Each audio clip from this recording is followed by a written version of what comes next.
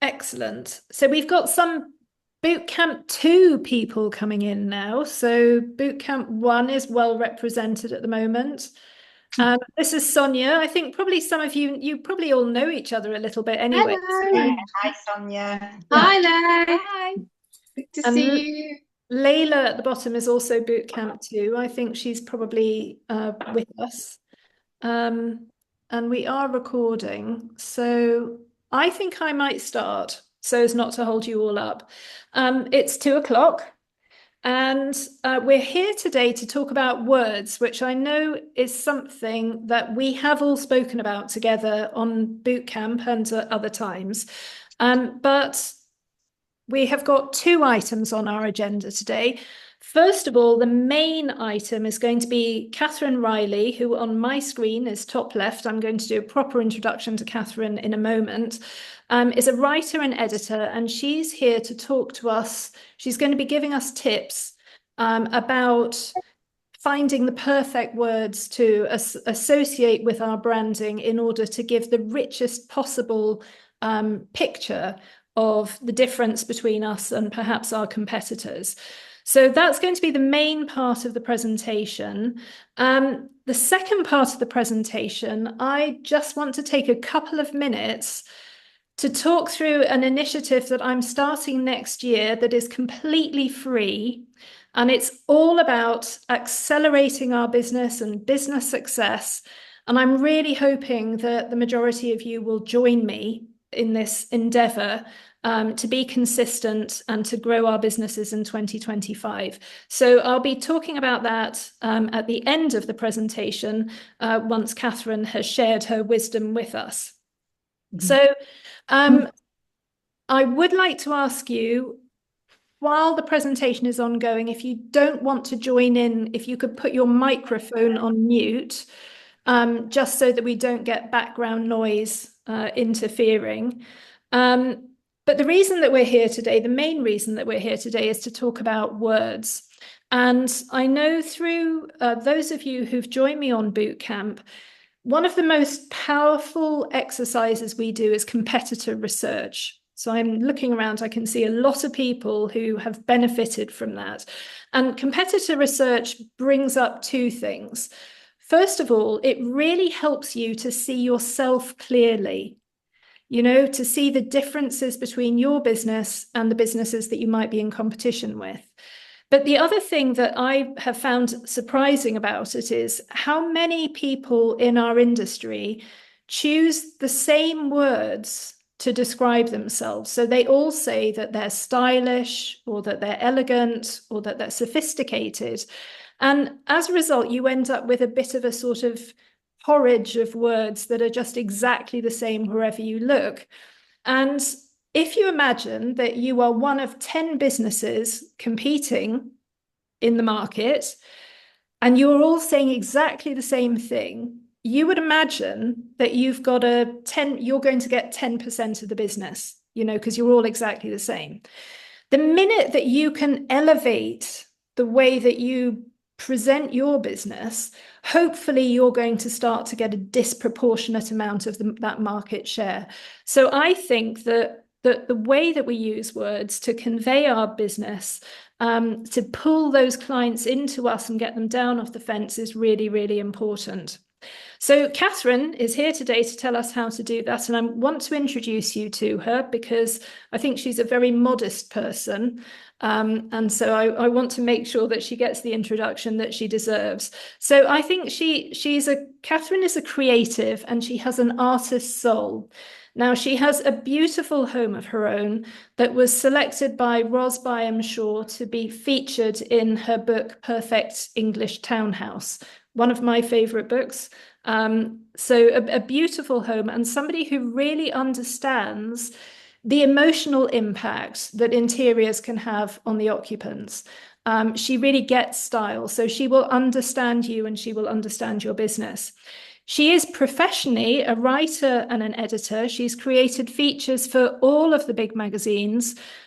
So Elle decoration, living, etc., world of interiors. She has written for all of them. And so she's a real insider in that world and she understands the motivations of that particular industry. She now offers services to interior designers to help them identify, isolate, and celebrate their business through the use of words. And I like to think of it as being, you know, when you go to a really fancy restaurant and you choose the tasting menu, but you don't just choose the tasting menu, you also take the wine pairings.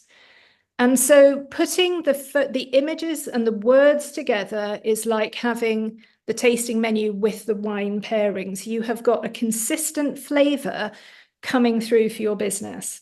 So I'm going to hand over to Kathryn. She's going to be leading the presentation. I'm in charge of the buttons. So she's going to tell me when to change slides.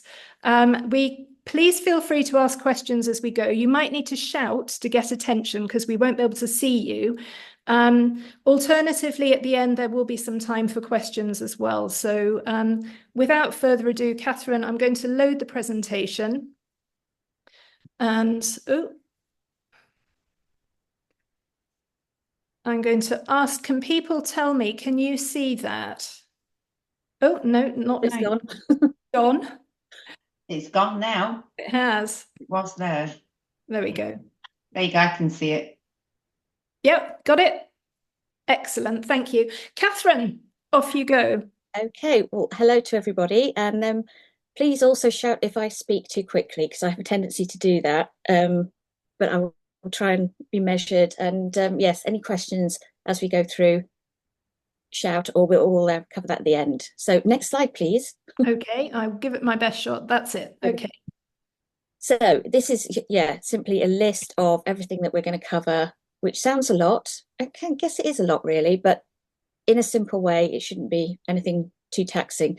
So it's language and interiors, why it matters that you pay attention to your language, how to sort of go back to the beginning and look at your words and start from scratch, really as if you hadn't written anything before, thinking about who you want to reach and who you are, studying the market, which is, again, as Julia said, competition, really.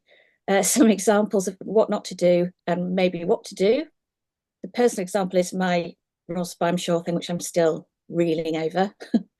Then something about adding emotion and identifying your tone of voice and building trust through your tone of voice, being consistent. And then there's a very quick sort of 3 rules. If you're really up against it and you haven't got time to think about it, just think about these 3 rules and they should help. And then a little bit of grammar and formatting, which nobody likes. Next one, please.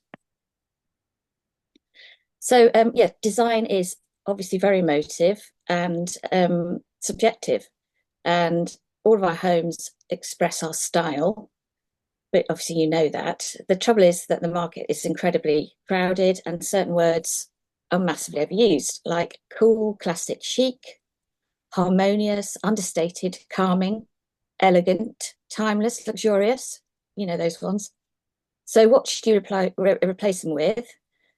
That, you know, that would be great if I could say, here are the words. But it depends on so many things. It depends on your approach, what you want to achieve, each individual project and the way it's shot, and who you're communicating with and why. So, but the first thing you should do probably is say, how can I do this differently? And if you ask yourself that, then you're going to be able to avoid cliches and all the formulaic stuff. So it's just taking time to think, do other people use this sort of phrase all the time? If you took your brand out of the, you know, you took your branding off, would it look like somebody else's work? So that kind of thing, if you can try and free your brain and start again. So next slide, please. Now, photography is, of course, I mean, I don't know, it is 50-50, isn't it? But it's such an important thing. And you kind of think, well, people can see what I'm doing from the photographs, but you also need to sort of handhold as well and spoon feed. You got my spoon feeding reference there. so because with me, this has been a really interesting experience for me, because I've looked at what I do every day and thought about how do I explain it, because you just do things sort of instinctively, don't you? And you don't often think about, how do I explain this to someone, my thought process, because it's so natural to you. So some of this, how you describe yourself kind of stuff, needs to be explaining your kind of your premise, your first thoughts, your inspiration, why you do your job, all of that kind of stuff, and getting the clients, or perhaps other businesses, to really understand your motivation. And aside from this, we're trying to sell, but we don't have to be vulgar or pushy or, really obvious. I call it stealth marketing. So you're kind of subtly proving your worth and inspiring confidence and distinguishing yourself without shouting about it. And that is the ultimate aim. So it's building trust, but also, slightly pushing yourself forward, but in that kind of delicate way.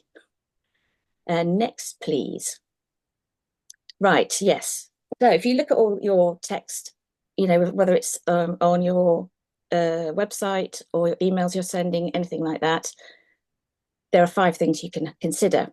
Is it current? So you might have written stuff for your website a year ago, 2 years ago. Is it still relevant? Is kind of the question. Is it honest? So that's a case of, well, obviously honest, but not exaggerating, and also kind of not promoting yourself enough.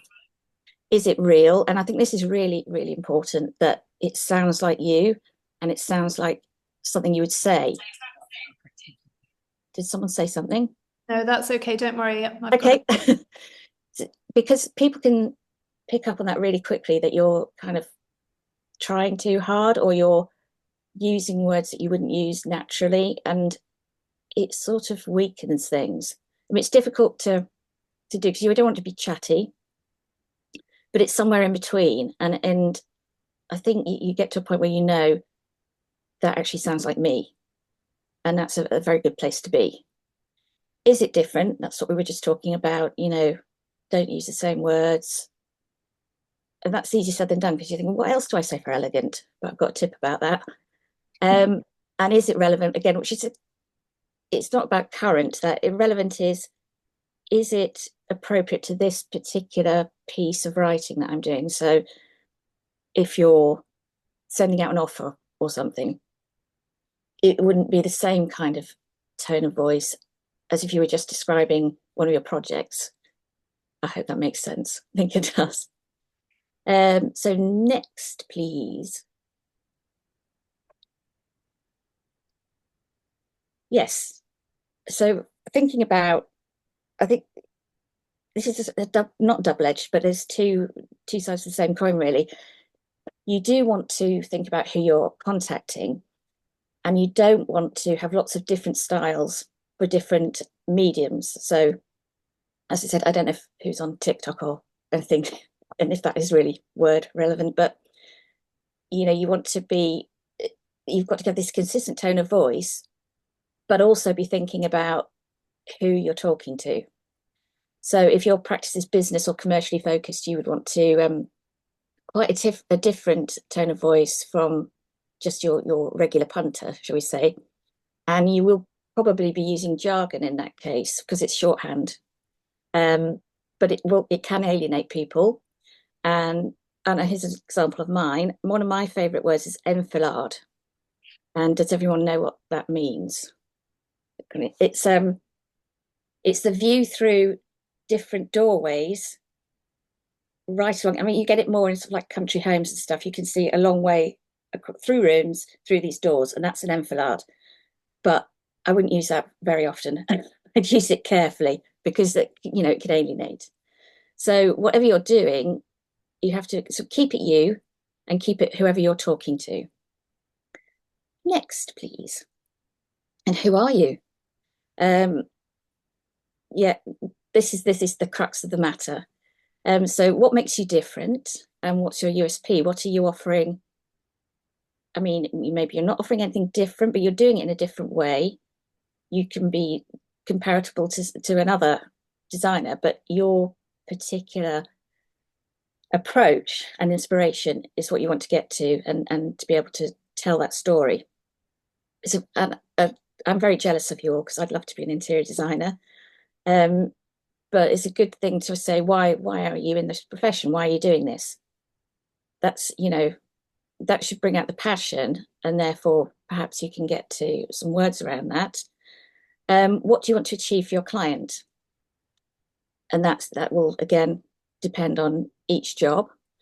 How do you go about achieving that? And that's the thing I was talking about, of hand holding and spoon feeding, and not just thinking, oh, well, it's obvious that I'm putting this color with that color and I'm softening things and, balancing things. That might be obvious to you, but it might not be to them. So it's part of your story. And also, it's a really good thing to think about is, how would other people describe your work? It's much, much easier to look from the outside and critique someone. You could probably do it for someone else, but doing it for yourself is really difficult. And perhaps you could ask other people to do that for you, and then work around that to look at yourself afresh, that kind of thing. Right, next one, please. Right, as you know, you're not the only interior designer. There's lots of competition, but you can use that to your advantage. As well as checking out what other designers are up to, have a look at what they're sharing and how they're sharing it. And that means in terms of language, but also which methods they're using. And there I bring up the dreaded word TikTok again. I don't know. That is a step too far for me personally, but I think that's probably my age.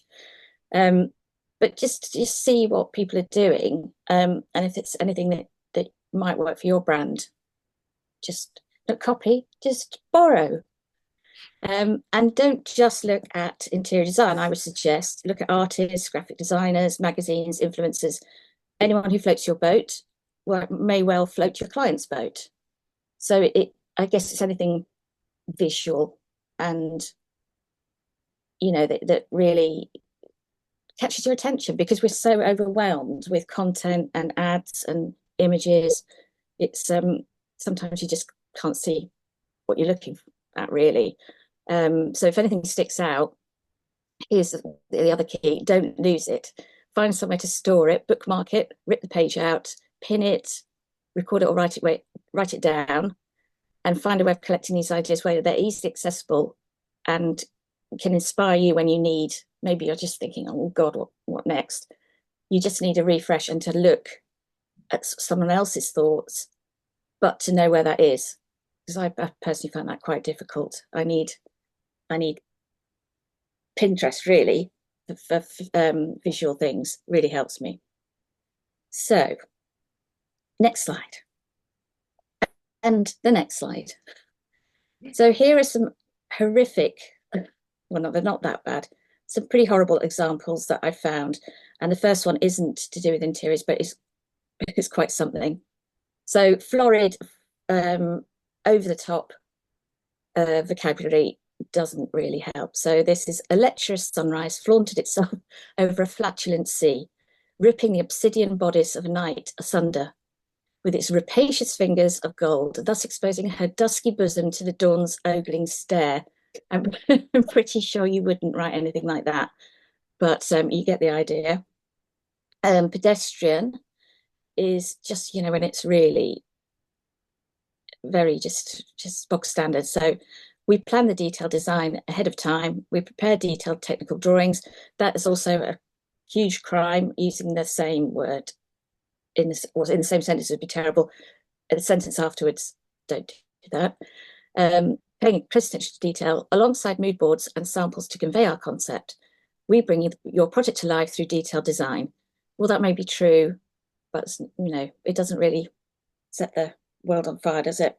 Similarly, this yawn example is: you can paint the skirting board dado and dado rail in the same colour, but use a different colour wallpaper above the rail. No. If you choose a lighter colour for the dado, it will ground the room and make the room feel bigger. So I'm, of course, telling you to tell people how you put things together and explain your process. but we've got to kind of avoid this kind of, most people would know that, I would think. So again, it's a fine line. And then pompous is really overselling yourself or writing something crazy like simply the most incredible design of all time, comparable only to the masters of yore, inimitable, exquisite, and enviable. Yeah, well, you hope, but it's a bit of a bit showy offy, isn't it? So next one. Now, I don't know how to say this lady's name. I think it's Uniac. Uniac. I think Anyway. so. I could be wrong. So on her website, it says interiors matter.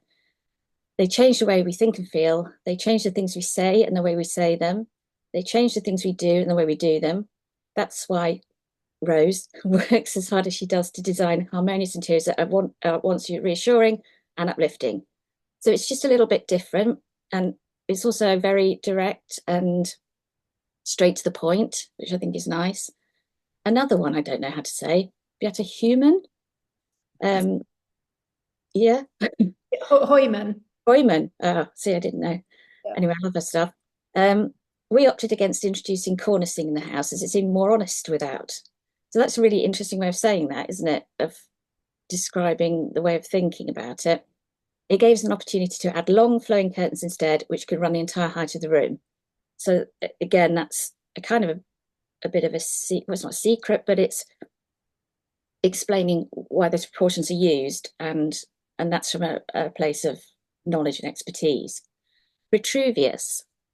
At the heart of Vitruvius is the belief that good materials and well-made things are precious.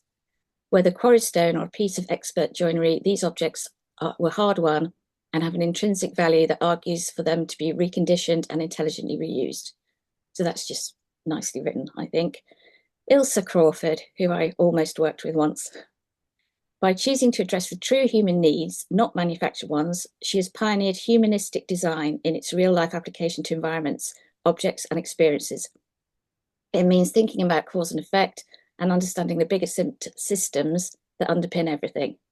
So that's quite far-reaching, not self-aggrandizing, but it's confident, and it's knowing, it conveys, doesn't it, this expertise and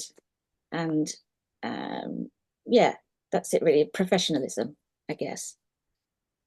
Next one, please. So this is, in 2018, Ross Bamshaw came to my house with Jan Baldwin, who's a great photographer, which is a bit, I still quite believe it. But what was interesting is how, and these are quite small, I don't know if you can see, I'm gonna, in her captions, she says something like, the original 18th century pine paneling is painted the dark grey of a stormy sea, which is just very simple, but it's really nice. The house is near the sea, so it kind of all ties in. I just think that lifts it. And then the caption below says, a procession of vintage toy dogs sets off across the floor. Now, I probably wouldn't have written that. I'd have written, and look at the toy dogs, but she's just making it really, make it move, I guess, making it, again, a storytelling. And then on the other page, she says strawberry reds and vibrant forest green, and that makes it positively glow. So it's not rocket science, it's not, oh wow, but it is so much better than just a plain explanation or something sort of pedantic or pedestrian again. So I think she's great. Next, please. Right, emotion is a key thing. So I don't know if you've heard of David Ogilvy, but he was probably 50s, 60s, I think. And he wrote, if you're trying to persuade people to do something or buy something, it seems to me you should do that in their language. He also said that when people read your copy, they're alone. So, you're not, it's sometimes you think of you're speaking to a crowd, but you're not really. Though lots of people are going to see it, it will be done individually. So if you kind of think of writing one-to-one, so it's almost a letter, something you can think. That helps to keep it more real again, more like your own voice. And he promoted these things that were it comes round and round in circles. They used to be like, content is king and all that, and now storytelling is the most important thing. But he was saying that back years ago. And then you're thinking, why is there a picture of, if you can tell, Central Park here? That's a bit random. But there was a legendary copywriter from the Mad Men era. He was called Russell Reeves, and he and a friend walked past a blind man in Central Park one day, and he noticed that the man's begging cup was empty. And so he bet his friend that he could change the blind man's fortune by adding just 4 words to his sign, which said, "I am blind." And he won the bet. And a short while later, the cup was flowing over with money. And the 4 words were, "It's springtime and." So, so he's putting the emotion in, he's getting people to empathize and connecting with people by saying, it's not just that he's blind and he can't see all this beautiful stuff around him, the spring blossom and what have you, and it just really elevates it. Next, please. Now, this is really interesting, and this will take you some time to have a look at maybe later, but these are words that are associated with these brands, and how that kind of works in the center is, what they're trying to do. And so you can think about that. Where would you put yourself on this diagram? You're obviously professional, creative, a problem solver, an expert in color, furnishings, lighting, and more. But what's not a given? So you might be inspired by a certain country, specialize in a particular decorative technique or architectural period or local community aesthetic. So thinking about all those things, what does that mean for your language, and where do you want to fit? Do you want to be knowledgeable or innovative, or have you got mastery? Maybe it's lots of things, but that will add it. And I think this use of color is quite interesting, because I think visually that there's a colder colors and warmer colors, and your language can kind of work with that alongside. So that's perhaps almost a little piece of homework in a way, because there's some detail in there. So next, please. Yes, you can sync your brand in one sentence, especially if this is the thing I was saying, if you come across as not really you, so you're trying to maybe be too brandy is a way, not the drink, be too brand like, just thinking, well, I must be professional, I must do this and this. Of course you have to be, but soften it with your voice and your particular way of looking at things, and that will feel real, and that should and will help your tone of voice stay in people's memory, and that again reinforces your brand, because you've connected with a person and they can think, they associate with it, they like the sound of this, so they're going to remember you and hopefully come back to you. So what is your brand's personality? Is it classic, formal, measured, light, flexible, fun, ambitious, aspirational, glamorous? There's all those kind of words. And like I was saying earlier, if I say don't use the word elegant, and you say, well, what am I going to use? Use something like this, visuwords.com. And I don't know if you can click through to that, Julia, or whether it will work. Yes. So this is an amazing thing. You just put a word in, and it, of course, a thesaurus would do this, but it sort of does it in this crazy visual way, and it really leads you on top of things. I mean, that's not a particularly nice example. Enfilade. What would you like? Well, let's try elegant. Elegant. Okay. I bet it says classic, does it? Elegant, elegant, elegantly. Not massively helpful there, is it? Star tulip and elegant cat's ears. Anyway, you've got all these options down the side of verbs, adjectives, all of that kind of stuff. It sort of frees you up a bit more than just looking in dictionaries and thesauruses, and it's a bit of fun to just maybe make some lists of words that could be used, where the common words that you want to avoid might go, so you're prepared. But you probably be doing this as you write, I would say. So yes, next, please. This goes back to something I was saying before, that you are going to be writing in different mediums and people are going to be consuming it in different ways. But if you try and write differently for each thing, you're just weakening your brand. You're not being consistent, and therefore you're less memorable, I would say. I used to work in agencies doing sort of brand magazines or what have you, and everyone used to come and say, we want it, the copywriting done like Innocent, when those drinks first came out, and it was so radical the way they wrote. It was just so simple and it cut through, and there was no over explanation or anything. However, every single client said that and then added things in and added things in, added things in, so you could never do it.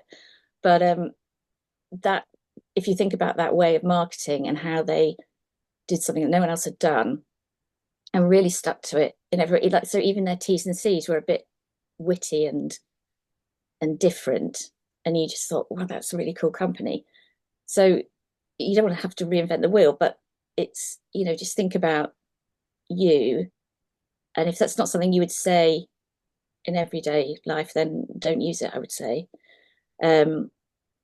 So the same tone and your vocabulary, which you should use with confidence. And in an agency, yeah, we call that your thread of steel. So that goes through everything from your brand name, your fonts, it all has to hang together. It has to have a consistency that's you, really. And so many people fall down on this because you think, oh, well, this is just a text message even. I'm going to do something different and break out of my tone of voice. I would advise you not to, if you can do that. And next one, here you go. The 3 rules. So if you don't have time to do any of that and you've really got to write something quickly, I would say make it easy to understand, write it in a language that you'd be happy speaking, and make sure that it differentiates you and really tells your story and expresses your values. And that's not easy to do, it must be said. It needs a lot of thinking and perhaps some experimentation. Maybe, in fact, you could do the thing of writing in those bad ways, like really overselling it, or writing it very, very painfully, the cat's on the mat, and find somewhere in between. Just experiment with ways of writing that you wouldn't normally use. Just, again, it's like looking at your brand from afar, just to get back to who you really are, what you are, what you're trying to do, and why you're trying to do it. And that should give you your own personal brand and tone of voice. So next one, please. This will freak everyone out, I should imagine, but it really bugs me. Spell check, obviously. But another thing about consistency is, this might be a bit too technical, hyphens, end dashes, and ellipses. So these are all just different measurements. Kerning is the space between the letters, leading the space between the lines. Are your bullet points all the same? Are you using double quote marks? Do you spell out? The standard is you spell out numbers up until 10 and then they are numbers. Widows and orphans are words that are left at the top and the bottom that shouldn't be there. It's really pernickety stuff, but it does, as you see from this poster, it makes a difference, because that looks dreadful, doesn't it? So next one is just me saying, I'm here if you need me. I can also advise on getting your stories into magazines if you need, and it'd be great to work with you. And then on the last page, I've given you some nice words. I think nice words. Wonky is a particularly good one, I think. So there you go. Fantastic. Thank you very much, Kathryn. So while we have Kathryn here, does anybody have any questions that you'd like to ask her about anything that you might have to write or anything on the writing front at all? Yes, please. Charlotte, off you go. Peter, thank you, Kathryn. That was so interesting. I really enjoyed that. Definitely food for thought, especially what we're doing at the moment. Can I ask, is it okay to I mean, I suppose as a sort of selling tool, it sometimes feels a little bit formal on a website. Mm. And then is that better in third person, first person? Can you switch between the two? How do you view it? It really depends on what you feel like, I think. Either is fine. I think also the bigger the brand gets, then you're going to go into third person, aren't you? But if you're talking about your practices and how you do things and how you think about things, then maybe first person is best. Can you mix the two? Not in the same section of. I think that's a bit difficult because I think you would go to first person, then you would put that in a quote if you were writing third person as well. So it's not muddied, but you can on the same website. Yes. Right. Okay. Great. Thank you. There is Marde. Any other questions for Kathryn while we have her here? No? Okay. Well, I'm going to be sending a link for this around so that you can watch it again and maybe see some of the slides closer if you miss some of the text. While I have you here, I do want to just share some news with you about something that's coming for next year, something that I'm particularly excited about. So I'm hoping that you're going to join in with me. So I want to announce, and I'll just Get rid of those words. this. Sorry. I want to talk to you about. Ooh. Okay, are you seeing something that says hothouse there? Mm. You Yeah. are? Yeah. Okay. Okay, so this is my big announcement of my new venture, my new initiative for 2025, and it's just told me it stopped sharing. I can still see it. Yeah, I think it's not going to allow me to change the screen. Okay, that's fine. This is free, okay? And I'm doing it partly for selfish reasons because I believe that the most important thing that you can do for your business is be consistent and to apply yourself consistently to the efforts to build your business. And that to me seems to be possibly one of the hardest, rarest qualities that entrepreneurs demonstrate. So Hot House is going to be a free private group and it's going to have peer accountability. This is an important distinguishing point. It's going to be like a gym for your business. So like a gym, if you don't do the exercises, the business isn't going to build muscle, it isn't going to get stronger, but it's about all of us being together, setting goals for the year in advance, keeping track of those goals, sharing progress. Very importantly, there's going to be an element to it which is about building confidence, because I think that confidence is a superpower when it comes to being an entrepreneur and having your own business. And the concept of Hot House is we're going to try to force growth. So we're going to have an ambition to make growth happen because of our consistency throughout the year. We're going to be intentional about our business for the whole year. Now, the values, I've given this a lot of thought. I've been thinking about it for a couple of months, and I have very particular values that I want to bring to this group.